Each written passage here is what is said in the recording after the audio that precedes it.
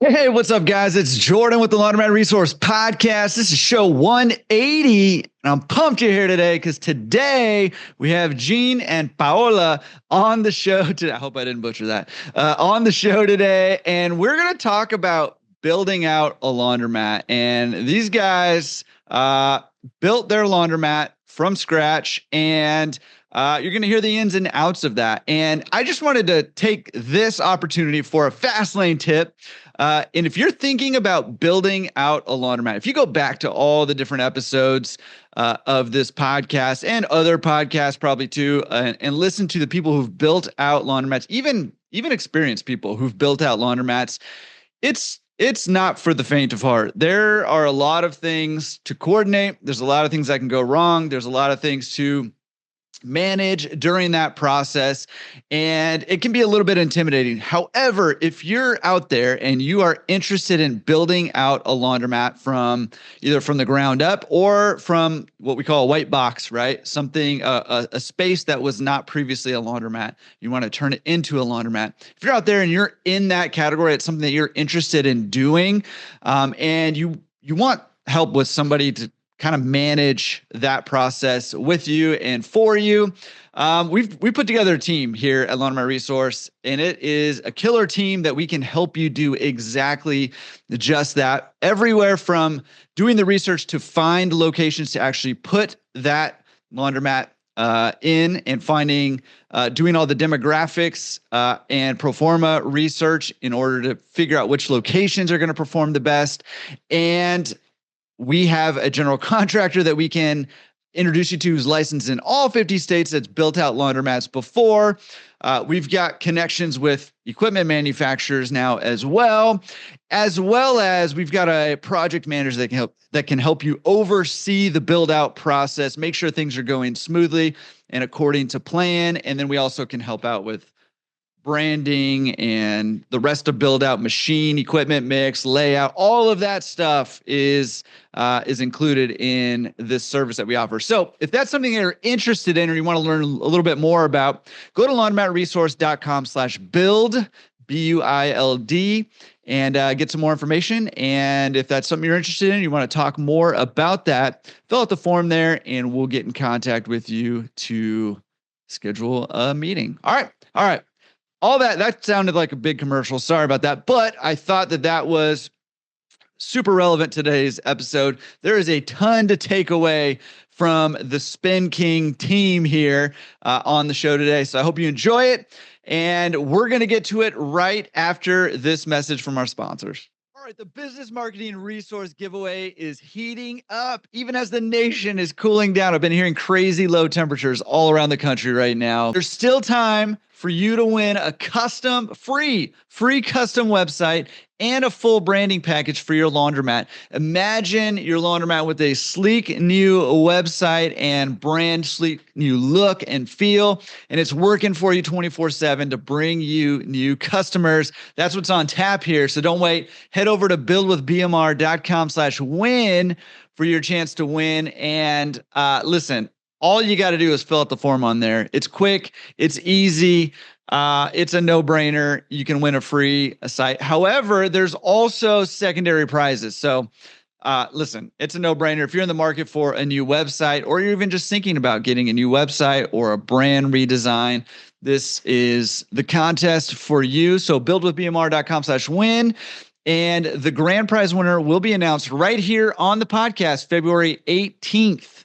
Don't miss this opportunity. Like this is golden. Head over to buildwithbmr.com/win and let's make 2025 the year your laundromat is revolutionized and shines. All right. What is going on? Thank you for coming on the show, Jean and Paola. How's it going? Good. I'm good. How bad did I butcher your name? No, you did good. That was okay. Better than a lot of people.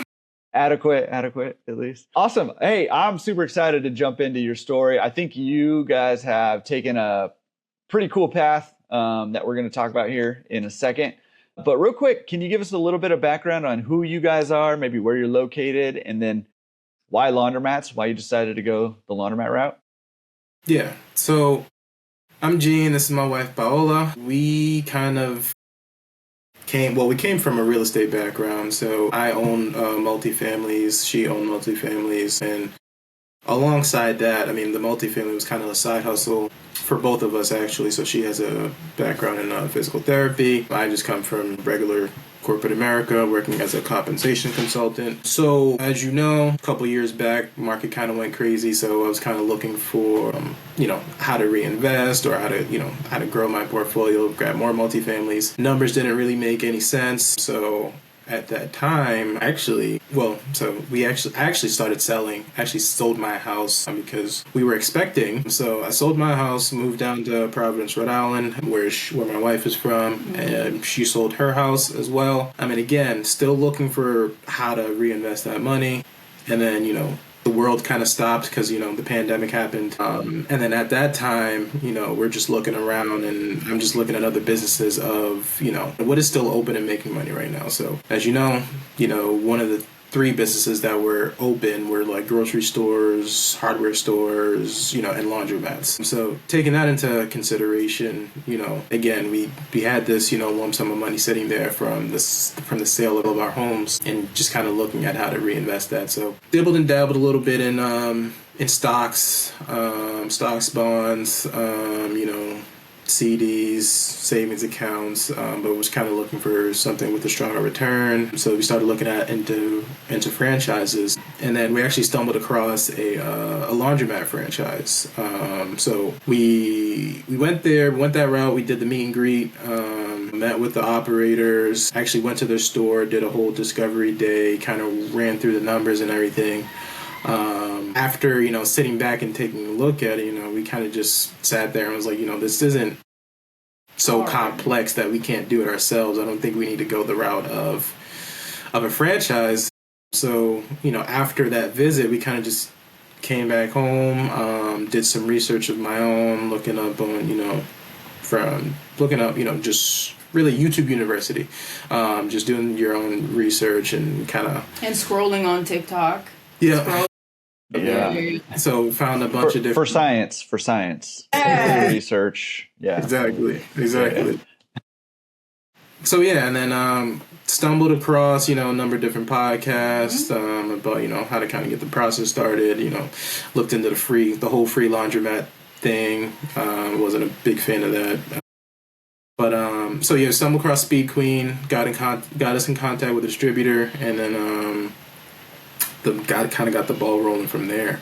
And it's been a journey. Took us a while. Took us a little over a year to actually find a location. And once we found a location, it took us about, I want to say, about 6 to 7 months to actually lock down the lease and close on the lease. And then another 7 or 8 months for build out. And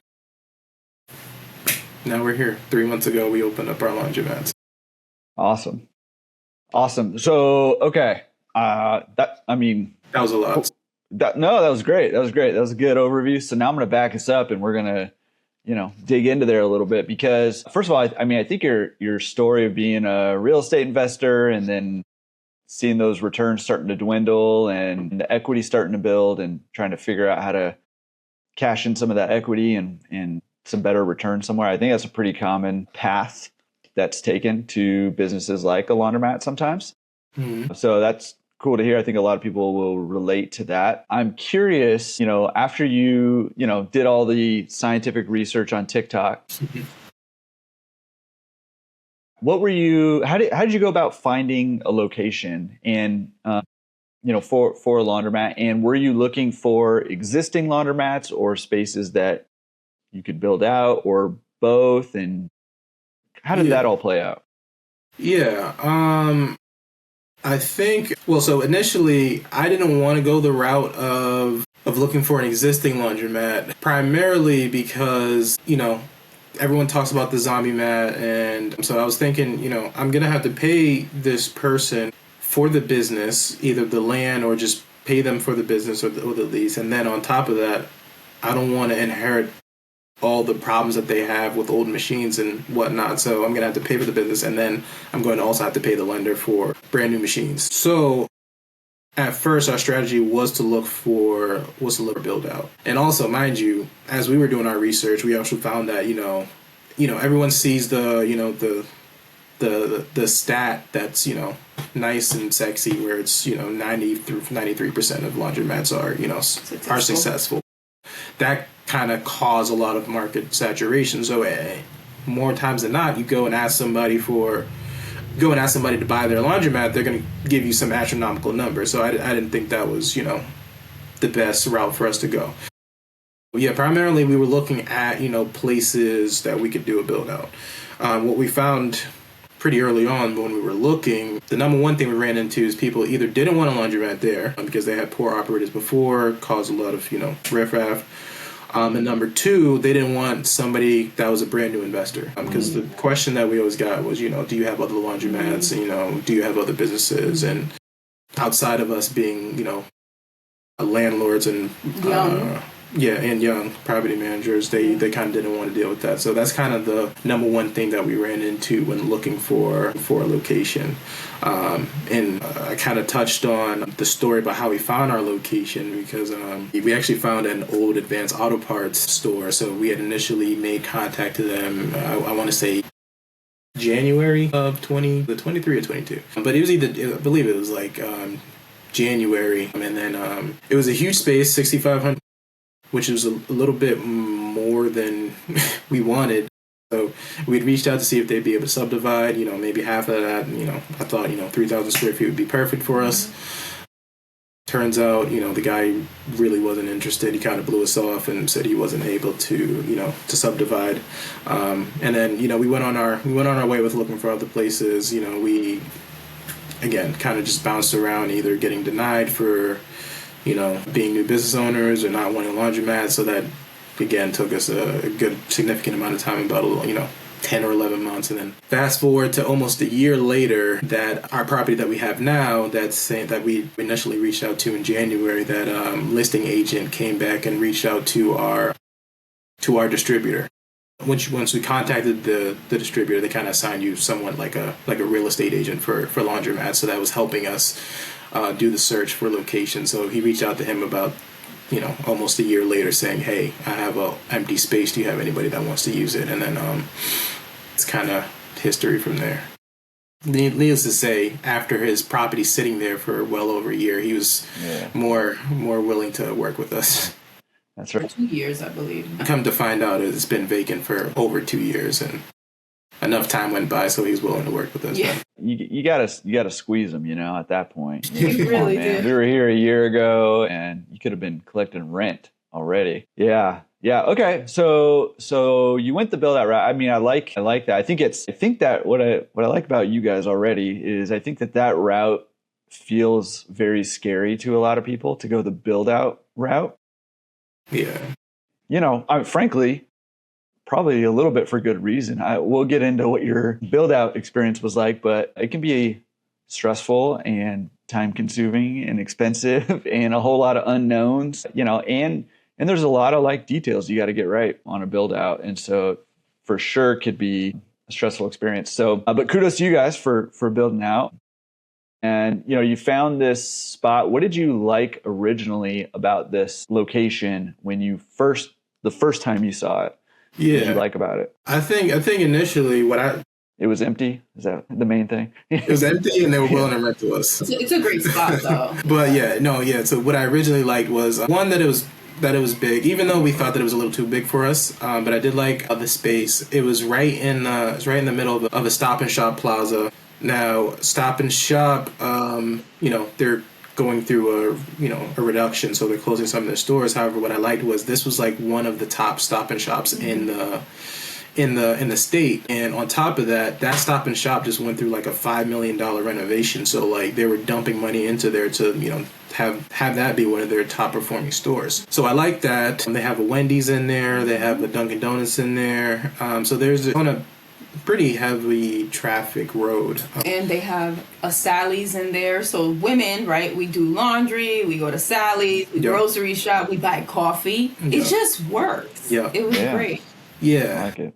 Yeah, so that's initially what attracted us there, and although like you said, the build out is a little daunting, but the numbers look great for that area, so we were kind of, and not to mention it was also fairly close to home as well, because everything that I read or I hear in podcasts are saying you want to be within 30 minutes of your first store, so that was a big plus for us. Yeah, I mean, I think those are all like great indicators that it's a good location. Now, I know we're going to get into this a little more. So aside from what happened about a month or two after you opened, competition wise, was there competition around the area? What was that like? Yeah. So I forgot to mention that. So there was also another big competitor that's been there that has a chain of laundromats in the Rhode Island area. So it's a immigrant family that came over, decades ago. They kind of built their staple as being, the top laundromat in the state, and they have like 6 or 7 different locations around the area. However, they're old. They don't change anything. It is what it is. Like, we're the biggest, we're the cheapest, and you're not going to go anywhere else because there weren't really any other laundromats competing in the area. However, that didn't really scare me because, our location is, just as big and we're new. So, people are going to go to where they want to go to.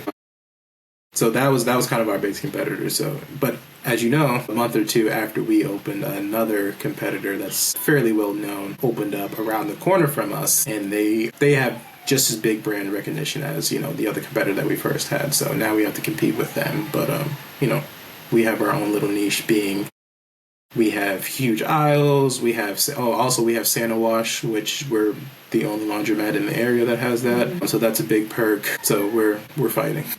Yeah. Awesome. Well, yeah, hey man, you guys jumped straight into the deep end. Not only did you do a build out, but you did a big build out, and you did it, ready to fight with some people who were ready to fight back. So yeah, good on you guys though. Okay. So you found this location. When you were speaking with the manager, the landlord, whoever you're talking to about that location the first time, was that you guys talking to them, or did you have an agent or the distributor or somebody talking to them? Who was talking to them? That was us. I reached out to him directly, set up the meeting, went to go look at it. And they seemed pretty receptive to want to work with us initially, but I guess the listing agent went back to the landlord after we asked to subdivide it, and I guess we never really heard an answer back. So yeah, it kind of just died from there. But yeah, the second time around, we were dealing directly with the landlord and getting everything locked in. The distributor kind of helped with that, I guess, in their own way. But it was primarily us, and then we also hired an attorney to do the lease negotiations and things of that nature. Yeah. Okay, so you found the location. It was kind of a no-go. You guys kept looking. Were you just struggling to find another spot, or why did it take a year and this one to come back around before you pulled the trigger? Yeah, it didn't take that long. It wasn't for lack of trying on our end. I think this was the closest we kind of got, because everywhere else either was rejection from the get-go once we said laundromat, or after we had the conversation, we went to go see the property, then they started to ask for financials, which we were good on, but they also wanted to see, what does our other laundromats do, and if we had other laundromats, and the question was no. So that's kind of when communication died. Yeah. So we ran into that time after time after time. Yeah, I've seen that. I've seen that a lot too. I think it's a pretty common struggle, not just when you're doing a build out, but also buying locations. I'm starting to see that more and more as I do, consulting all over. Landlords are looking for people with experience. I think it's exactly what you're saying, that they've had bad experiences with poor operators that have let the place slide, and it's kind of bringing down the whole center, or they're letting homeless people hang out, or whatever it is. They're just causing problems. And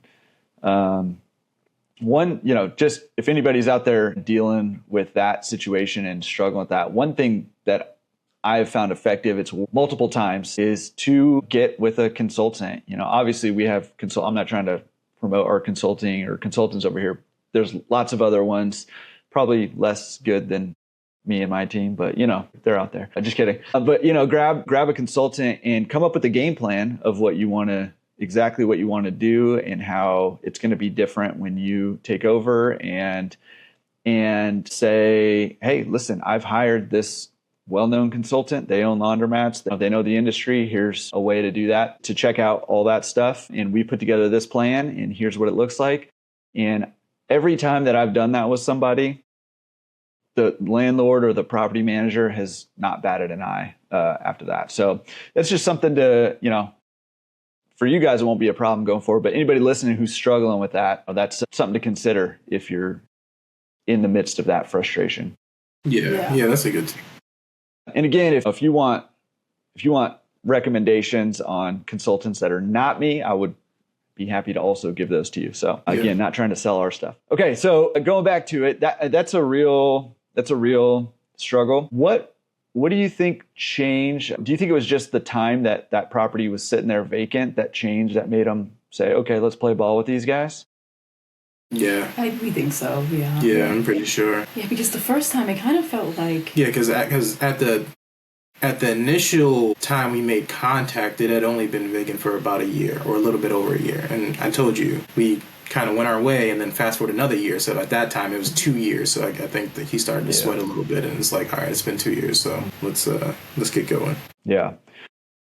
Okay, so then when you negotiated, or you said you hired a lawyer to help you negotiate that lease. Yeah, absolutely. Were you able to, so they still didn't subdivide it, right? So your space is 6,500 square feet. Yep, correct. And then were you able to negotiate? Did they play ball with you a little bit? Did they come down on rent or give you, anything like that? They did. They did.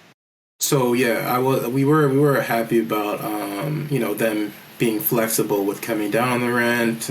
So we were able to negotiate 10-year with 2 5-year options, and we were able to negotiate that rent. So that was good. Also, we were able to negotiate 6-month rent abatement, and also it was a brand new build. Also, we had to do an electrical service upgrade. So we actually ended up getting 13 months of rent because they gave us a credit for the electrical upgrades that we were going to do. So we had over a full year of free rent, which helped out tremendously. Yeah, that's a huge. I've heard, and then there's been guests on here also, but I've heard quite a few times people doing build outs where they get rent abatement, but it's not enough, and so they have to start paying rent before they're open. And that's just. I was going to say that's actually our story too, because initially we only did the 6 months, and then we had to find out that we had to upgrade the electrical, so they gave us an additional 6 months, and build out took 8 months, so we would have been in that same boat. Yeah, and that's rough and pretty discouraging to have to be paying money for something you can't utilize yet. For sure, it's already stressful enough having to we're kind of talking like you created something out of thin air. There wasn't a laundromat there before, and you created it. And now you got to create that revenue out of thin air, and it takes time for the build up and the ramp up. So you've got to be ready for that. But it's just all, life is so much more. I don't know if this is your experience. Maybe you guys seem pretty calm and cool and collected over there. No, not at all. But when that was happening for me, when money's going out and you're like, what is happening? Even if like it's going out and we're going to get there, but it's just everything else in life is so much more stressful when that money's going out. Yeah. It's funny you mentioned that, because I've always felt like we've always felt like inadequate to be in this process, and we kind of did our research, but then when you're in it, you're kind of like, are we doing this correctly? Are we having the right conversations? Are we talking to the GC the right way? Like, are we planning officially? We didn't know what we were doing, really. Yeah, and kind of piggybacking off of that, and I think I saw the interview with Jason Dodge. He said, building a laundromat on unemployment. That was actually my story too, except I wasn't on unemployment, so I actually got laid off during the build out process. So build out was a battle all in and of itself, where that was pretty stressful. So we had so actually let's back up. Yeah. So after we got the property, we got the lease locked down. It was then time to get financing. We tried to get financing through Alliance. However, was only looking, they were only willing to finance a portion of it. We had roughly about, I want to say just under $900,000 in equipment alone. Alliance was only willing to finance about $600,000 of that. And then the build out and the remainder of the equipment would have been on us. So we would have needed something crazy like, $400,000 liquid to just give. We didn't have that.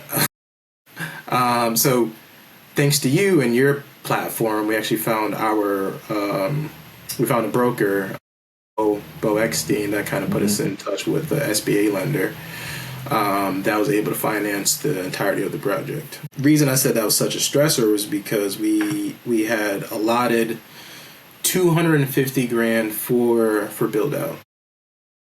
Needless to say, hindsight of 2020, $250,000 wasn't going to be able to build out a store of 6,500 square feet.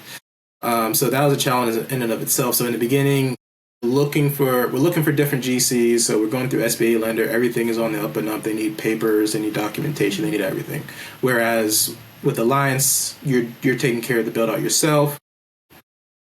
They don't need all that stuff. So our sales rep from the equipment distributor, they put us in touch with, a friend of his, I guess. Needless to say, he didn't have any of his papers. So SBA, they were looking for taxes. They were looking for bank statements. They were looking for, financial statements, things of that nature, references. They're looking for the whole nine. This guy didn't have any of that. And we were struggling to find any other reputable GC in the area. So we're coming down to it. And it's like, we just signed this lease. We're locked into this lease. We can't even secure financing because we don't have a legitimate GC. Fast forward, the GC actually reached out to one of his buddies that has a contracted company, and actually ran everything through his buddy's company. We were able to get it done through there, but it was kind of a nightmare dealing with the whole process. Reason being because I had one of those GCs that was like, oh yeah, don't worry about it, we'll make everything work, we'll make everything fit, we don't need plans, we don't need any of this. And because I'm sitting there in the beginning like, I want a meeting, I want X, Y, and Z, I want it to look like this. He's like, oh, don't worry about it, we'll make it fit. And we were inexperienced, so we're kind of taking his word. Right. Right. Yeah. I'm getting anxiety just hearing the story. My skin is like just thinking back. It was so bad. It was a nightmare. And then that caused turmoil at home because we're like, are we doing this right? You get me? The lines of communications were crazy. I get you. Yeah.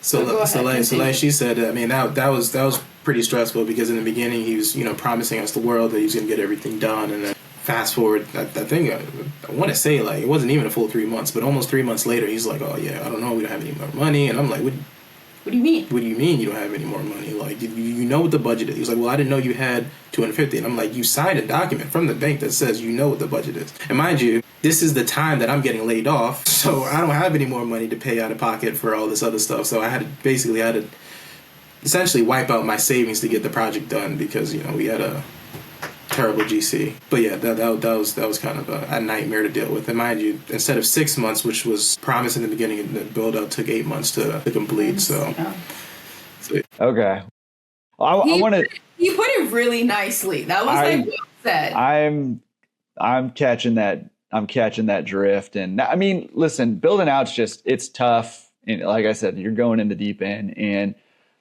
this is not going to help you whatsoever at this point in time. However, I want to, again, not to be a commercial over here, but I want to just put a tool out there. So we have a whole team over here that helps you with the whole build out process. It helps you find locations, analyzes those locations. It will help you negotiate leases and write letters of intent for the landlords to try to negotiate leases with you. Once we get the location secured, we'll help you with the machine mix and the layout of the store. We have a GC that's licensed in all 50 states that builds out laundromats that we can connect you with. And then we have a project manager that oversees all of that. Again, none of that helps you whatsoever, but there's anybody else out there who's looking to do that. I mean, because almost everybody we've had on the podcast who's done a build out has had stories like that. And listen, part of it is that's just how it goes, right? You're building something that doesn't exist before. Stuff comes up, projects get extended, stuff like that happens. But, one of the themes that I hear you saying, I've heard it over and over and over again, people who built out, was like, are we doing the right thing? Are we asking the right questions? Are we on the right path? Are we trusting the right people?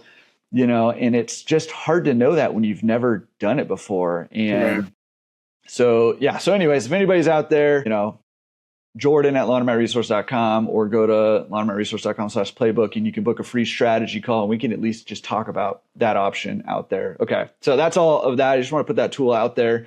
Back to your story though, going back, let's say going back day one, now knowing everything that having the experience that you've experienced, is there anything that you feel like you could or would do different on the build out side?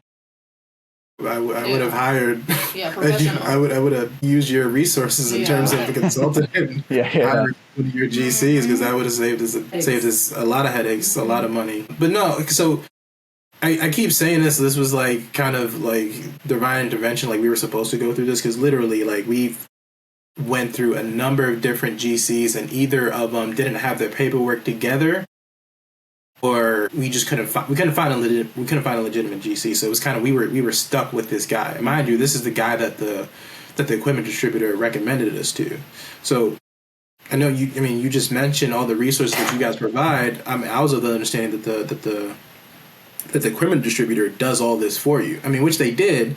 However, it's not to the level of what we thought we would have. Yeah, we thought we would have gotten. What you needed, really. Exactly. Because the distributor, and again, distributors can be a great resource, especially if you get a good one. But a distributor gets paid to sell equipment. So if they're helping you build out, they're doing it to sell the equipment. But if somebody else comes around who has a laundromat and all they're doing is swapping equipment in and out, guess what? They make the same amount of money, and it's a lot less work. You know what I mean? So it's tough. It's tricky. And distributors can be great resources again, but sometimes you need somebody to go to bat for you there. For sure. And that's kind of why, it is kind of a difficult question to answer, because looking in hindsight, I'm not sure that there was much else that we could have done other than, hiring like a consultant or something like that, but at that time money was, fairly thin. So I didn't know that was in the books. Yeah, I was going to add, after we finished our construction, we actually spoke to a few buddies of our distributor. He was building out a couple other stores, and they came out to see our store. Our distributor was telling us that, it cost way more money to build their store, and their store was a fraction of ours. We were just like, wait, what? Like, that's insanity. Obviously, it seems like, our distributor hooked us up with his buddy. They had their own little thing behind, they wanted the deal to work, so they kind of fit everything in as much as he could until he told Jean, I can't do anything more for you. Yeah. But that wasn't the talk originally. So he got it done. But yeah, I guess in short, anything that I would have done different, I probably would have hired a consultant and, a professional GC to have everything mapped out. Because, we went into this without any plans, really. We didn't have any mechanical drawings. We didn't have anything like that. And we kind of just was doing everything off the cuff. Winging it there. Yeah. And, I've got similar experiences with, like, real estate stuff. And, I've had contractors who,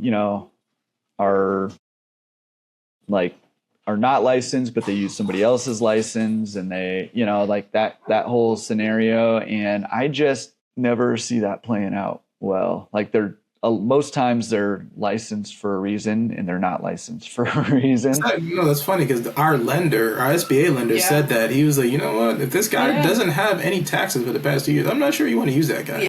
Yeah. And then he went to reach out to one of his resources that he had in the area, and they weren't available either. So I'm like, all right, we're stuck with this guy. Like, nobody has, anybody for us. Yeah. Well, okay. But hey, listen, this is the thing, right? Is like, we go through these things, we make the best decisions that we can with the resources and the knowledge that we have, and we learn a ton along the way, right? And so you guys have learned a ton, I'm sure. And we'll continue to learn a ton as you go forward. That's what it is, right? You're learning lessons, and you guys are, you're already capable, successful investors, and you're going to make it work. So I'm not worried about that. But in the meantime, like when you're in the middle of it, it's stressful. It's stressful. Yeah, for sure. Okay, so you were going through this build out. There's so many decisions to make. Was the distributor kind of helping you, guiding you with decisions? I mean, there's a ton of stuff, but like just, some of the big stuff, like what machines, like equipment mix and, card versus coin versus, all that stuff. Like, how are you making those decisions? Yeah, we were pretty adamant going into this that we wanted a card store. We kind of didn't want to deal with coins, especially, with the pandemic and, coin shortage and all that other stuff. And more so just for, ease of use where, you're not in there collecting coins. So we were set on doing a card machine, and the distributor, they did help with setting up the equipment mix based off of demographics and our local competitors, because actually we had the consultant call with Andrew from your team. He was like, never do 100-pound washers, that's just a selling point for the distributors. However, that big competitor that was next to us, they had a few, like 130-pound washers. So we were like, you know what, we're gonna throw a few in there. But the distributor did help in that, where they set the layout of the store and they set the equipment mix. So we were grateful in that aspect, and we added a few machines along the line.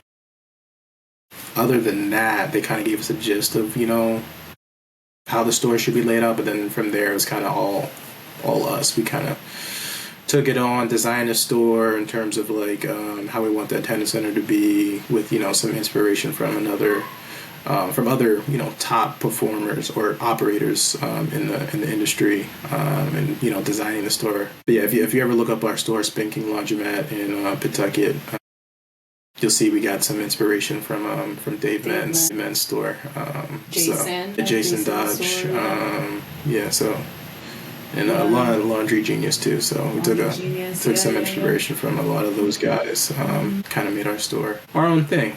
Yeah, awesome. Well, and we'll drop a link to it in the show notes, or if you're on YouTube, we'll put it down below in the description. That way you can go check it out. Okay, I mean, listen, you can't just drop this little conflict in here and not tell us how it's playing out. So Andrew Cunningham says, 100-pounders, I don't know. You went with them anyways. I mean, are people using them? How are they performing? For sure.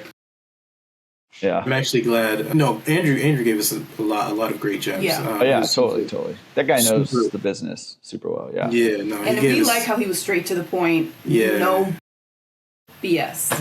Yes. Yeah. Which was we needed that. Yeah. But no. I'm actually glad that we did go with them. I do agree with him. Like, you don't need a ton. So we only have 2 100-pounders. I mean, if it was up to me, and if we had the funds to do it, I probably would have put like just 2 more in there at the most. But we get a lot of people that want to wash big comforters, the big doggy beds that people want to use, and they like those big 100-pounders. People do use them. No, I definitely think it kind of panned out. So I mean, it's working out. It's working out pretty well for us now. Yeah. I like the 100-pounders personally, but I'm just curious if they're performing. And a lot of it depends on the demographics of the area, and like you said, the competitors and the rest of the equipment mix, all that stuff. But a store the size of your guys' store, I think it just makes sense to have a couple in there at least. Okay, I just I want to put Andrew on the spot. I like when he's wrong. He's not wrong much, and I'm gonna rub this one in his face. I won't tell him it's because of you, but I'm gonna get him. No, I'm just kidding. Okay, so you got that equipment mix. You got the design stuff out. Based a lot on inspiration that you found kind of around the industry, which I think is cool. And what I like about that is that you guys are driving change here. You're on the train that's driving change in this industry, right? Like these bigger stores, not necessarily that they have to be bigger, but nice. You're doing them, you're designing them well, and just up in the game here for our industry. And our industry has had such a bad reputation for so long. Yeah. That I'm just loving everybody like you guys who's deciding to invest in these communities, invest in these stores, and, you know, instill some value in the communities there. So love that. Sure. Okay. All right. So you did this build out not too long ago, just a few months ago. You flung open the doors. Before we talk about that, did you do anything? I mean, obviously besides building out the place, did you do anything to promote this opening for you guys, or anything on the front end to let people know that you were coming? We weren't able to do much on the front end because, as we mentioned, build out was supposed to be 6 months, and you know, we kept hearing, all right, another week. So every time we were getting ready to push out a promotion, there was no date. We actually contacted our local fast signs and had them create a banner, and they're like, all right, so when's the date? And we're like, we'll get back to you on that. So they actually created a banner that says grand opening, and we left a space for the date. Okay. So that banner was up with no date for at least a month, and then we finally just took it down and said, you know what, we'll just do a grand opening sale, and then because after the first week that went by, the second week went by, and everyone's because we had the coming soon banner up for a while. And as we said, it was a pretty busy plaza, so we had people walking in like, oh, when you guys opening? So we put the banner up, no date yet, put the banner up, no date yet. People kept coming in and asking, so finally we were just like, you know, we're just going to take it down. And then we did double your money for like the first 6 weeks just to drive traffic to the store. So yeah, we didn't really have much advertising on the front end. Yeah. That's frustrating when you don't know and you can't really prep for it. That kind of goes back to that whole GC decision, or not decision, but just situation where you didn't have probably the right guy in there. Okay, so leading up to it, I mean, maybe because you didn't know when you were going to open, it might change things. But like, how were you guys feeling as it was getting closer to flinging open the doors? Were you feeling frustration because you couldn't open them? Were you feeling nervous because you weren't sure how they're going to play out? Like, how were you feeling? Frustration, like just flat out frustration, because one, like I said, I got laid off, didn't have money, and on top of that, our GC was saying he needed more money, so I'm just literally like just bleeding money. Yeah. So I'm like, listen, we need to open up like yesterday. So like, yeah, I really wasn't worried about anything else. I didn't care about Laundromats coming around the corner. I wasn't worried about the competitor. I was like, we just need to open, because people are sitting there like begging, like, oh, well, this is so nice. Our community needs this. We haven't seen this. We haven't seen a laundromat, because the store was pretty much done. They saw the decorations. They was able to look through the window. Like, can't tell you how many times we pulled up and we saw people in there looking in the glass. Like, so yeah, but just we were just eager to get it open, but also anxious, you know, for the actual opening. Scared because we didn't have employees. Yeah. I completely forgot about that. We didn't have employees, but I didn't care. I was going to work. Every hour of that week. And actually, I ended up getting a job. Let me say this: like what, 3 months in advance. 3 months in advance at, I won't say the name of where. At another laundromat. A competitor. And I ended up working there for 3 months just to kind of, get some ideas, learn it, yeah. And I learned a lot.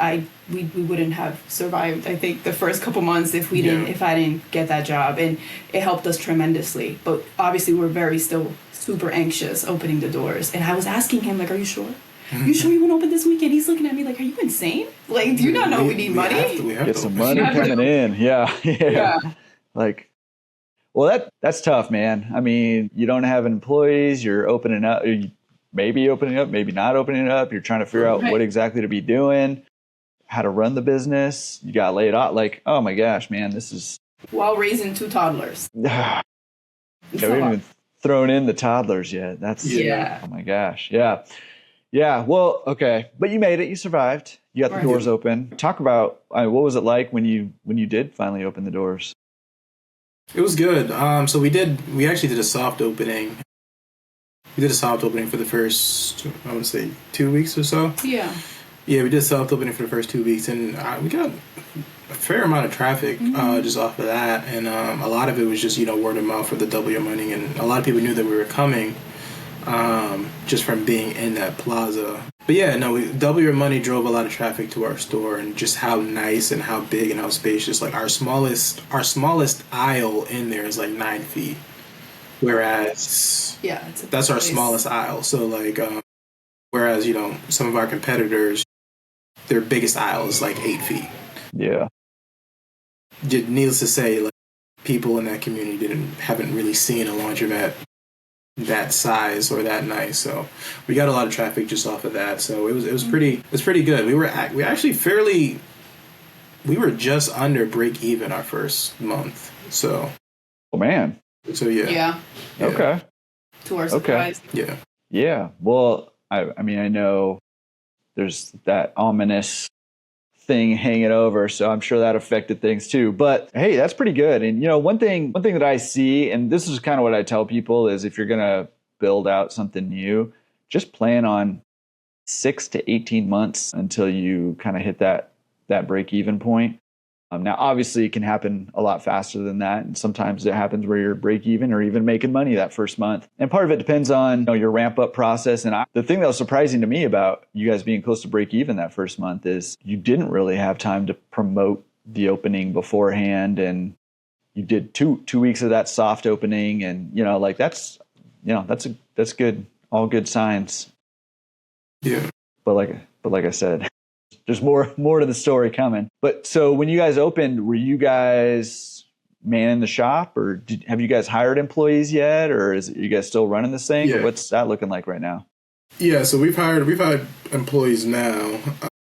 But primarily those first 2 months, it was kind of just us like pulling 16-hour shifts back to back. So like so as we mentioned, we have 2 small toddler boys, 3 and 2, so they're a handful in and of itself. She'd be at home all day with the boys, and I'd be at the laundromat, and then we kind of just change off interchangeably. And then when did we hire Christine? I think it was within our first month, we had like 1 solid employee that was opening the store for us. So that was a big help.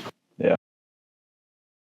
But then we weren't able to utilize her, throughout the week, just because, the store was still wasn't as heavy as traffic as we had liked. Wash, dry, and fold wasn't really there. So it kind of felt bad paying somebody to be there when there's really nothing going on in the store. So it was primarily us. So, but I want to say end of October, probably, because we opened up mid-September. So I want to say end of October, probably November is when we started hiring more staff. I mean, we're still in the store ourselves because, we just like to be in the store. And some of those drier days, like Tuesday, Wednesday, Thursday, we're in there and we're popping here and there on the weekends when it's busy. But yeah, we're fortunate enough to have we have four employees right now. So yeah, that was a help. Yeah. So you guys are doing wash, dry, fold. Are you doing pick up and delivery or no? Yeah, we are. Well, we're through the gig economy through Sense. We don't have our own van or anything, but in the future, it's in the works in the future where we get our own van and go around and do pick up and delivery ourselves. Yeah, cool. And for the wash, dry, fold, are you guys promoting that? Is it growing? Are you focusing more on self-serve right now? What's that looking like? Yeah, wash, dry, fold has grown pretty well in the past month, because we just wrapped up a promotion where we did 87 cents a pound just to bring traffic in. We were going to do 99 cents, but our competitor around the corner was doing 99, so I was like, all right, well, we gotta go gotta get that. We just wrapped that up. So yeah, we brought in, I want to say, I need to go back and look at the numbers, but we brought in about 200 new customers in the past 6 weeks or so that we ran that. Yeah, that's awesome. Okay, cool. It sounds like a fairly strong start. One thing I want to say that I think you guys did well, right, is I think a lot of times when people are buying a laundromat or building a laundromat, there's the whole passive income, dream and goal. And, if you go on like the forums or the Facebook groups, you'll see laundromat owners who, own laundromats joking about the passive income, quote unquote, passive income stuff that happens. And, here you guys are investing a lot of money, time, effort, stress, blood, sweat, and tears into building this thing out, getting it open. And, you're in there working the store, right? And, I think there's like there's a contingency of people that are like, well, what are you doing like here? But I love, going back to Daniel Logan's episode a while back, and he talked about how he started driving, he was working, and they did pick up and delivery, and he was the driver. And he talked about it, standing in the gap, where basically it's like, well, listen, when you start up, you can either pay money to hire people to work, and if you're not making money, it's just money going out until you are making money. Or you can stand in the gap, work those midweek shifts, and hire people when you can, and build up to when you're profitable. Then you can hire out your role, and it will become more passive, right? So I wanted to mention that because I like the way that you guys did that and are progressing towards, making it the investment that you wanted to make it, even if it's not there quite yet. I'm sure you guys don't always want to be working in the laundromat midweek if you don't have to. But I think that is an awesome way to go. I just want to say that because I think a lot of people listening think laundromats and they think passive income. And while it can be fairly passive if that's how you want to set it up, it doesn't always start that way, right? Yeah. You either have to buy that passivity or you've got to build it. And there's nothing wrong with either one. So love that you guys are doing that and crushing it over there. And it works out that your schedules and stuff you're able to do that. Yeah. Okay. So, I feel like, real quick, I wanted to just briefly talk about the double your money thing. So do you feel like that was a successful, that's sort of been my recommended promotion and stuff, but I wanted to hear, like, how did that go for you guys? Would you guys recommend it also, or would you not recommend it? What'd you learn based off doing that? Absolutely. I would recommend it. The only caveat is I would make sure that you're transparent on a cutoff date, because we reran it just for a limited time. We didn't know when we were going to end it. So people loved it, brought a lot of traffic. I can't tell you how many times that, we had people in the store like, get over here. Like, they're giving away money. Like you need to get over here. Like, and then free money. People, free money. Like, people are calling up relatives like, yo, get over here. The new laundromat and everything. So that was pretty beneficial. But on the downside is, like, when we ended, they're like, wait, what? There's no more free money, like, no more W. Yeah, they were disappointed. It was like, so now I have to pay for my entire wash. Yes. Well, yeah. It was a promotion, so yeah, isn't gonna be there forever. But yeah, I think had we promoted an end date, a rock solid date that people knew, even though we did promote that, we just didn't promote it from the beginning. So towards the end of it, we started promoting the date, and people were like, oh man, I didn't know. And it's like, well, the sign's been up for the past 2 weeks. Yeah. But I'd say that's the only caveat. And I feel like once you do that for too long, people get too comfortable and expect it all the time. So I'd say, out the gate, do it for 2 weeks. Make sure that everyone knows it's 2 weeks. That's about it. We did end up bringing it back, though. Yeah, we did. Oh, we brought it back for Black Friday, especially because that competitor opened up around the corner. We didn't want him. And we did announce it. Yeah. And people actually came in and just loaded their cart. Yeah. So it worked. Yeah. And it's really good because people do get excited about it. They do see it as free money. That money that you're doubling, you're not really giving away. So if somebody puts $20 in and you give them another 20, you're not really giving them 20. You're giving them your cost of the wash, which is a much smaller percentage of that 20. So it's not an expensive promotion, relatively speaking, for you. But now they've got money on the card and they've got to come back and not go to that brand new competitor, which I want to talk about here in a second. But that double your money can be super effective. I think you're dead on for any promotion, but especially when it's drumming up a lot of excitement, you've got to be transparent on the end date. And like you were saying, I think a lot of times it makes the most sense to do it tied to an easy end date. So it's like, the end of a month or Black Friday sale, we're going to end on, Monday or whatever, whatever the thing is, or, Mother's Day, double your money, ends on Mother's Day or whatever, having that from the beginning, that end date there to just curb that disappointment, because the last thing you want to do is make people feel super excited about it, thinking they're going to get all this free washes for the rest of their lives. And then once you've got them all excited, crushing their hopes and dreams, right? And now you're leaving them kind of like with a bad feeling. We want to leave them with good feelings. So I think that's super wise advice there. And, you mentioned like bringing it back. That's kind of the beauty of this thing, is that now it works. You can bring it back kind of, whenever you want to, if you need like a little bump or whatever. Sure. That's awesome. Awesome. Okay. I mean, I've been dancing around it, but can we talk about this competitor here coming in? That's got to be crushing. I had that happen. I was mentioning to you before we hit record.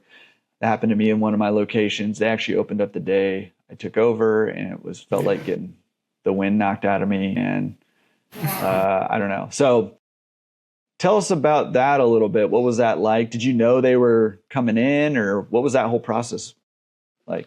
So we heard rumblings of them coming. However, we didn't see it. They didn't put a sign up or anything like that. Funny enough, while we were doing a build out, we kept seeing some guy coming over to our store like, "Oh, you guys are open up soon. How many machines? You doing pickup and delivery? What operating system do you use?" And I'm like, who is this guy? Why is he asking so many questions? Like, 'cause like regular customers are just like, "Oh yeah, we have a new laundromat. When do you guys open it?" Funny enough, he was the regional manager for that chain, Laundromat, and he was kind of checking us out. But I will say, I mean, it was a little bit disappointing because, like, regional manager, actually one of the owners came over to our store, and he was like, it's a little close for comfort, but we can cohabitate. But the one thing that I take pride in is that how big our store is and how nice it is, and also the owners are actually in the store, so you're not getting, you're actually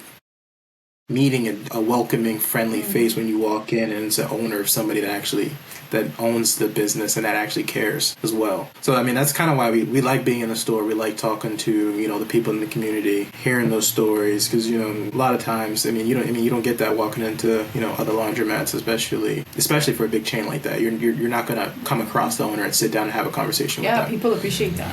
Yeah, appreciate that. Yeah. So yeah, it is a little scary, but we're children of God. We have faith. God has been fortunate enough to bless us and put us in this situation. So we're staying faithful, and we're doing pretty well, even with them opening. I was gonna say, I feel like you're talking about the fear a little bit, because we were a little nervous, but you were also very. I felt like he felt very. If anything, it makes me feel good that they're checking us out. Yeah, because they were nervous as well. So that's what I'm talking about. Yeah. Funny enough, our plumber that worked on our laundromat was working on their laundromat as well, and our plumber came back and he was like, "Yeah, they've been checking you guys out for a while." I was like, "Oh, it sounds like they're nervous." And he was like, "Yeah, they are. They are nervous." Yeah. I'd said to her one night, and I'm like, "Listen, if you're this big chain, building laundromats all over the Northeast, you're not going to another laundromat to check them out if you aren't scared." They personally came into our store and wanted to see what we were doing, so they're definitely nervous. And I was going to add, I don't know if you were going to mention this, but they usually set up their store, like they usually have... Yeah, they usually set up their store to be, jam-packed, ton of machines. Their aisles aren't that big, They just want people in, they want people out. So they're not providing any type of comfort in our store. Seating. No seating. They don't want people to get too comfortable. Our model was we wanted some comfortability, not too much, but we also wanted them to enjoy, because laundry day is... I don't know about anyone else, but laundry day isn't really that fun. But when you have a designated kids zone that we took from obviously Dave Men's, which is a great idea. People love it and they appreciate it. Kids have their own section. It works, Mm-hmm. And then we have a lot of seating areas. People come, they drink their coffee, they sit down, they use our Wi-Fi, they enjoy it. I've seen people have whole family dinners in there. Which is not something we like. However, it is okay because we want them to be comfortable. They tend to leave and they pick up after themselves, so that's nice. They appreciate it. But yeah, they don't usually do that, and they put couches in their stores. Because of us. Because of us. Tables, and they jam-packed it even more, so it's even tighter. Mm-hmm. So it was interesting to watch that. I love that. And again, it's just this whole, the bar keeps getting raised in our industry. And I love that. I mean, I love that. And, as you're, designing things, taking things from other great operators and then mixing in your own good ideas. As we all are kind of doing that. We're all getting better. We're all serving our communities better. They're happier. We're making more money, all that. And, in terms of the competitor, yeah, I would be super scared to be near you guys too, because I'm sure they ran all their numbers without your laundromat there too, besides, right, exactly. Even besides all the other things. And your laundromat is larger than theirs, right? Yeah, almost. Yeah. Yours is like double their size, right? Yeah, almost double their size. So I mean, that's kind of a tip that I'd tell anybody looking to get in the game right now too. Like, don't be afraid to go big, because I know initially when we had went to the discovery day for the laundromat franchise, we were initially looking at a spot about like 2,000, 3,000 square feet, and I'm so glad we didn't do that, because in my situation, in your situation as well, you could be set to open up and another guy comes and opens up. At least if you're a big guy and they're a big guy, people can have the choice. But if you have a 2,000 square foot store, they have a 5,000 square foot store, they're more likely going to go to the 5,000 square foot store. So I'm so glad, in hindsight, I'm so glad that we didn't subdivide, because we would have been smaller than them. We would have been smaller than them and they would have had more machines than us. Yeah. But at least now we're bigger than them. They have more machines, but we have more space, and we can offer customers something that they can. And we put the game on Sundays, and we got guys coming in to do laundry too. Yeah. They love it. Yeah. Yeah, that's what I'm talking about. Maybe I'll come do laundry. I mean, it's a long way for me to get over there, but I'd be worth it. Right. I don't know. You don't have to share specifics or anything necessarily, but in terms of when they opened, you were a couple months in, right? Did you see like a big hit in numbers at all, or what was that like? It wasn't a big hit. We did see a dip, though. Yeah, we did see a dip. Mm-hmm. I think that was mostly just curiosity, and they were running a free $20 card promotion. Yeah, we did see a little dip in their opening week. Again, for the longest time, for decades, there's really just been one big laundromat in that area. We hear stories all the time about people fighting for dryers, people fighting for washers, people getting their clothes stolen over there, and that was kind of the only option in the area. So I feel like people in the community are waiting for like another like viable laundromat to come in the area. So when we opened up, we kind of had an influx of people, and then when they opened up, again, just that same curiosity of, a new laundromat open up in the community. But since they've opened, we've kind of seen it like taper off and kind of gone back to our steady growth trend. So it's been good. So we're good, yeah. We feel okay. Yeah. That was super convincing. That was super convincing. We feel good. We feel all right. I'm curious. I mean, you may not even know, but I'm curious, like that original larger laundromat that was there, any sense on how this is impacting them at all, or no? I don't know. I'm actually not sure. Yeah. I mean, every time we drive by, there's minimum 20 cars in their lot. I try not to focus on it. Only reason I drive by is because like they're on a main road and it's by the highway. If it wasn't for that, I wouldn't care to drive by there. But we've got a ton of their customers. You often hear like, oh, well, you guys are too expensive. So like I come here and I try it out, but I can't continue to. And they were just ridiculously cheap. So like there's no way we were going to match them, because we had almost $1 million in equipment. We had to pay for that somehow. But yeah. Curious. I mean, if they're still humming over there, it means there's more business to be had. I mean, sure. If I was you, and listen, this is, in my view, this is business, but some people might not be comfortable with this. But if I was you, I would probably geofence that laundromat and run ads to people who are going to that laundromat with some sort of promotion to them, to get them at least to come check yours out.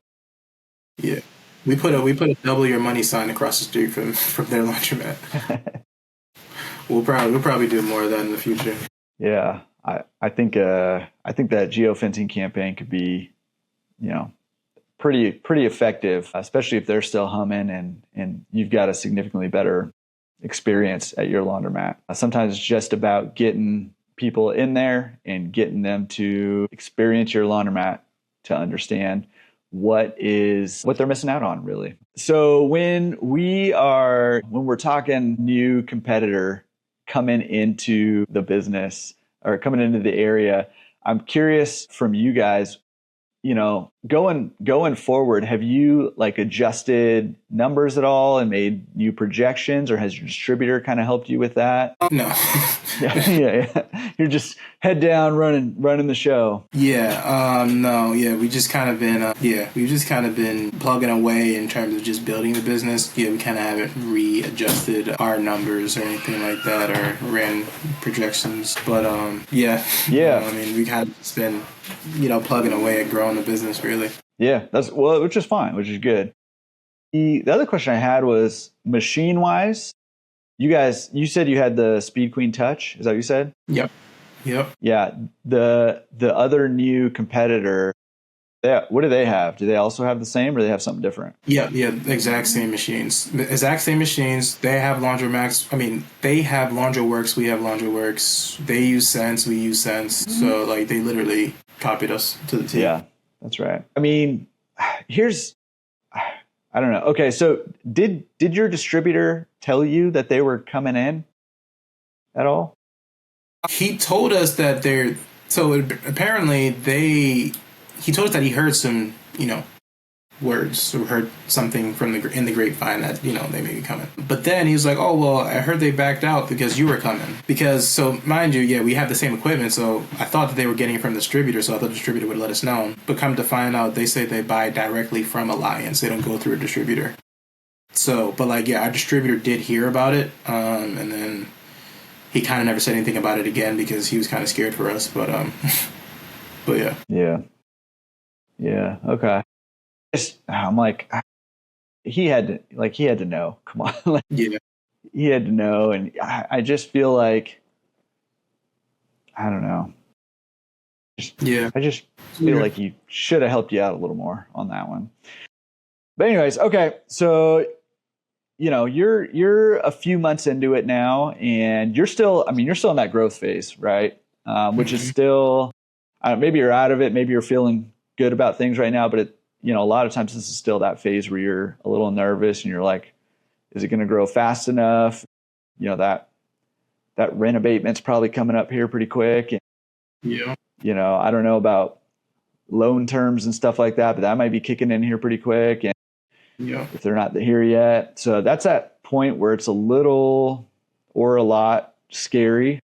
How are you guys feeling right now? Like, where are you at with all that? A lot scary. However, I will say that you kind of mentioned if they're still chugging along, then there's a lot of business to be had, which is true. So we're still finding out that people are still finding out about us. So like there's a large population of people that still don't know that we're open, and so that gives me a little bit of comfort. But all in all, it is fairly scary. I mean, I'll say the numbers. Like our loan payment is $14,000. That's coming up in January, and our rent payment is $15,000, and that's coming up in February. So that's pretty scary. But big numbers, big numbers. Those are huge numbers. Oh, and we forgot about this. We just got slapped with a $1,000 gas bill. So for utilities, that wasn't in our projections. We were projecting about half that. So bills are creeping up, but I mean, like I said, we've seen a steady growth. So like we really can't complain because the growth that we have seen has been great and really above average from what I'm hearing. Because I was talking to my account rep from Sense the other day, and he's like, "You guys are getting really good numbers," and I'm like, "Really?" Yeah, really. I'm like, he was like, other operators don't do this in their first 3 months, and I'm like, that's good to know, but we have a $15,000 rent payment coming up, so I need that to be more. And he's like, yeah, it'll get there. So that's why I say we really can't complain because the growth is there. It's just, those are gradual. Pretty big numbers. Yeah, those are big numbers. Do you know how long your loan is amortized for? Is it 10 year? Yeah. 10 years. Okay. 10 years. Yeah. Those are big numbers. And that's the kind of the push pull of a big store like this, right? Is like you can do a lot more business. And like you said, if people have a choice to go to a 2,000 versus a 6,000, more than likely they're going to go to the 6,000 unless it's just super convenient to go to the 2,000. Mm-hmm. But the flip side of that is your bills are higher. You've got more equipment. You've got, more space that you got to pay rent for. The pressure's there. Yeah.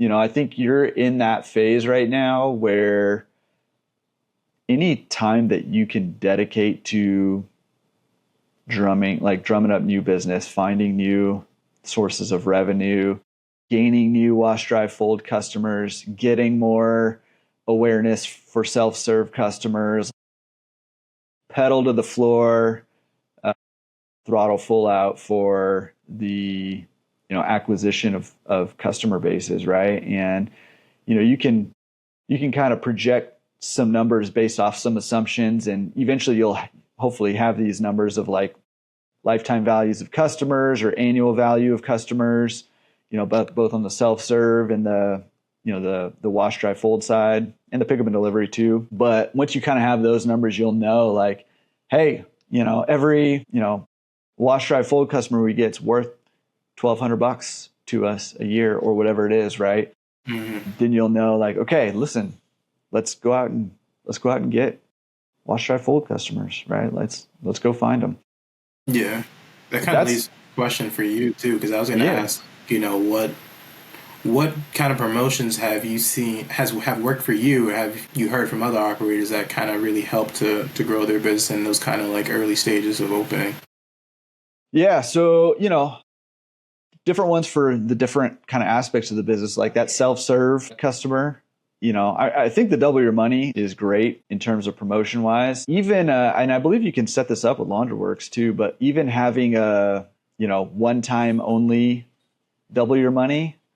So like your first visit, we double your money, can be super effective. And especially I think combining that, if you can set that up, combining that with, like geofencing your competitor and just say, running an ad. Anybody who goes into that laundromat, you run an ad to them that says, hey, come check out our place. We're going to double your money their first visit. So you put $100 on, we'll double it, $200 of laundry right there. Right. Yeah. And now they're more intrigued to come try your business out. But then they also have got money on the card. So they got to come back again and maybe even again. And, if you can set it up to where when they come that first time and load double your money, maybe you do an automated, if they register, like tell them to register. If they register it, maybe you have an automated email that goes out to them then and sends them another promotion that says, hey, you've got whatever it is, $5 bonus if you come back again, or, whatever it is, like your second load, you get, 50%, not double your money, but we'll add another, or whatever it is, some other promotion to get them to load one more time. And if you get them to load twice, they're probably your customer at that point. So on the self-serve side, it's really, and especially for you guys, I think it's really going to be about getting customers in the door to experience your experience, your business's experience there. You've got the nice store, you've got the wide aisles, the seating, all that stuff. Hopefully you're on top of your employees to be super friendly and helpful and all that stuff. Like if customer service should be like a full-on blitz right now, just wow people with that customer service, and really just get people in the store and then knock their socks off once they're in there and get them to come back. On a high level, that's the game plan for self-serve. Especially in your situation where you got the new large store going. In terms of like wash, dry, fold, one thing to consider, there's a whole lot of different ways you can go here, but one thing to consider is to look into, small businesses, and looking for some recurring bulk orders.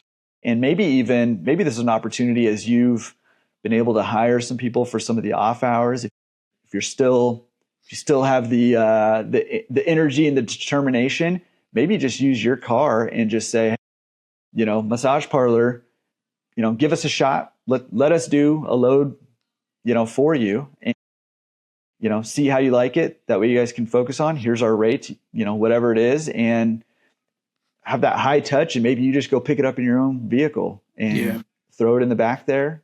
Or you can order like a magnet with your, Spin King logo and all that stuff and just slap it on the side of your car when you pull up, and, and get some commercial clients because, the small commercial clients, because the benefit of those is those are typically pretty steady and recurring, and you're going to get some kind of bulk. And a lot of times it's easier laundry. You're getting towels or sheets or something like that, as opposed to baby clothes mixed with mom's clothes, mixed with dad's clothes, mixed with, all the stuff that ends up on toddler clothes, as you guys know. So kind of creating a base for that drop off or pickup and delivery for these small businesses sometimes can be a great way to go. And there's promotions you can run, for residential stuff too. But that's, that'd be an interesting route, I think, to pursue. And especially because you guys have the space and capacity to be able to do some of that commercial stuff. Yeah, for sure. Yeah. I don't know. Those are some things to try. I mean, we could talk more about some other, but I think those are some things to try. And like I said, I think right now you're in that phase where it's like pedal to the metal on acquisition, because really it's going to be like a little bit of a foot race here. You got this new competitor that's open. And if you can just full throttle go after self-serve and wash and fold customers, like you have the ability, because your store's so large, to just really win a lot of market share really quickly. Yeah. Really quickly. And it'll be hard to lose it, I think, once you gain it. If you guys are focusing on that good customer service, Yeah, for sure. No, thank you for that, though. Yeah, I think you guys have set yourself up to do really well here. I know you're in that phase where you're like, there's a lot of money coming due here really fast. So I'm not minimizing that at all. But all the more reason why I would just be blitzing this thing. I would spend all the time I possibly could just drumming up different ways for, to get business coming in the door. And now is the time. This is one of the mistakes I made. And, we kind of talked about this before hitting record, but one of the mistakes I made in my first laundromat was when I was losing money. There wasn't enough money coming in. I was losing money. I turtled up. Right. And I was like, I can't put more money into marketing or, whatever it is, because there's so much money going out. I don't know if it's coming back. But with a good, and I didn't know, I didn't know anything back then about anything really in the world, let alone laundromats. But, if you cut that part off, that's the part that can save your business and grow your business, right? But I cut that part off because I had to pay my rent, my loan, my utilities. You got to pay that stuff. But if you stop with the marketing, I'm just telling you, it's going to be a slow spiral downwards, or maybe a quick spiral downwards, depending. So I'd say focus on that. But there's also a lot of free things that you can do. Like you could just show up to salons, massage parlors, yada, yada, or cold call them or send them email. You can do a lot of free stuff to try to drum up business, but I'd be doing all the things possible. Yeah, for sure. Yeah. Something to think about in the new year. Yeah. And, hammer down. I know you guys have already, you probably feel like we've been going through it with the property right now, but I got to the point where I'm like, we're ready to do the thing. And I was already out of energy. I was like, I've already gone through the ringer, all the problems that come up, on the build out and all that opening and all that stuff. They still come up now, even after all your years of experience. Oh yeah, man. There's stuff. Listen, man. And one thing I say all the time is listen, whenever you're dealing with people or machines, you're going to have problems, and laundromats have a whole bunch of both, right? So problems come up, but guess what? When we deal with problems, because you guys have gone through what you've gone through, you've developed new skill sets to deal with the problems that come up. And the problems that felt big early on will not feel big later, but you'll have other problems. And as you solve those problems, your skill set gets bigger though, and better. You get better at doing it. You get more efficient. You get quicker. And coming on a podcast and kind of putting your story out there, your network is going to be so much bigger, right? And you're going to have more resources to help you solve those problems faster, and not have to rely on a semi-shady GC and one single distributor to kind of help you. That's funny you mentioned that, Jordan, because when we were close to being done with construction, and remember we were taking a look at the store and we just couldn't believe it. We were in disbelief. I remember telling Jean, I was like, do you think that, these like podcast people want to see our store or like Speed Queen or something? And he was like, yeah, probably. And I remember telling you, like, I don't have energy for that. Like, who has energy for that after going through a process like this, But anyways, it's part of growing your business and, getting your brand out there.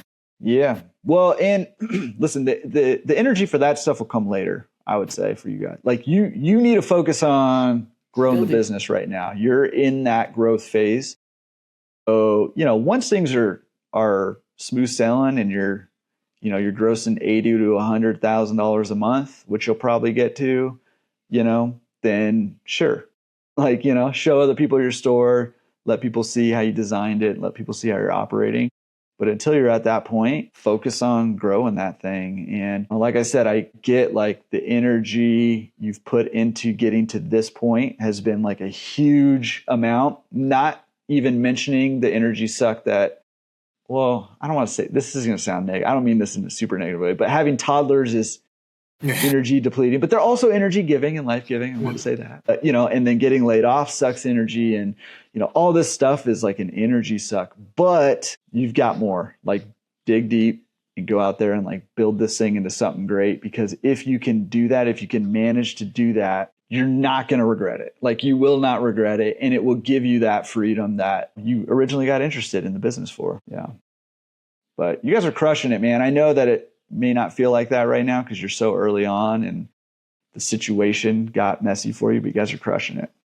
And you're going to get there for sure. Thank you. Thank you. Listen, last question I have for you guys. If you want to, if people are like, hey, we'd love to connect with you, or we'd love to kind of brainstorm some stuff or shoot some ideas over to you or something that's worked for us. And if you're listening out there and you've got something that you feel like can help these guys just take their business to the next level, what's the best way they can connect with you guys? Yeah. So either email or our Instagram. Email is spinkingllc@gmail.com. And you can follow us on Instagram at Spin King Laundry.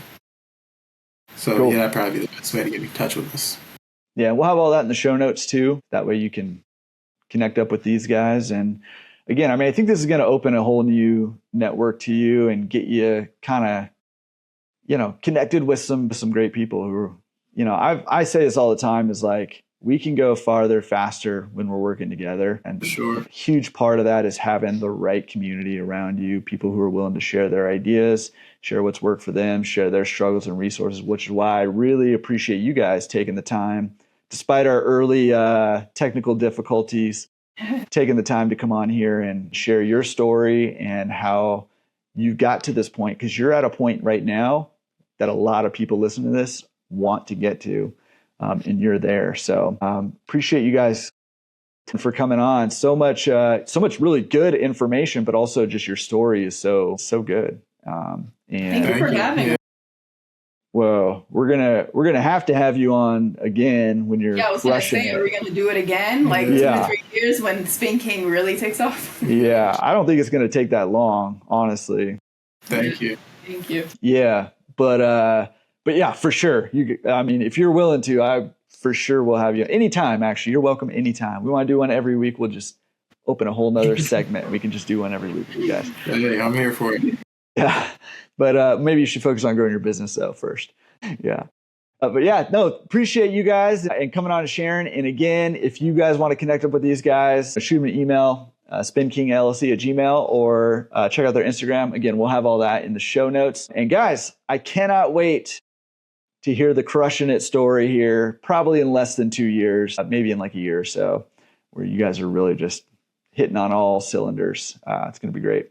Thank you. Yeah. Hang tough and, take some energy from this interview and some encouragement and believe that you're going to get there, because you are, and get after it. Go out there and get some new business. And if you want to, shoot me an email after this, because I'm going to forget, because I just say things all the time that are just gone. But shoot me an email after this and I'll shoot you a list of some of those small commercial businesses that you can hit up. I have a whole list of a bunch of different ones that you can hit up. And that way you can start reaching out to those guys if you want.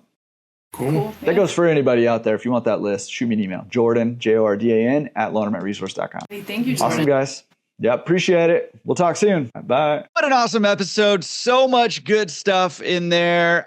Man, talk about learning a whole bunch of lessons the great way. Those are lessons that they are going to take with them on the rest of their journey there. So lots of good stuff in there. Hopefully you got some good stuff, whether you're looking to build out a laundromat, you're looking to buy a laundromat, or you already own laundromats. There was something for everybody in there. So make sure that you take some good notes. And as always, you got to take some action. That is what it comes down to. And maybe for you, the action is, if you're looking to build out a laundromat, go to laundromatresource.com/build, fill out that form there and set up a call with us to see if that is something that we can help you with this year, next year, whenever you're listening to this episode. All right, go out there and take some action, whatever it is, and we'll see you next week on the Laundromat Resource Podcast. Peace.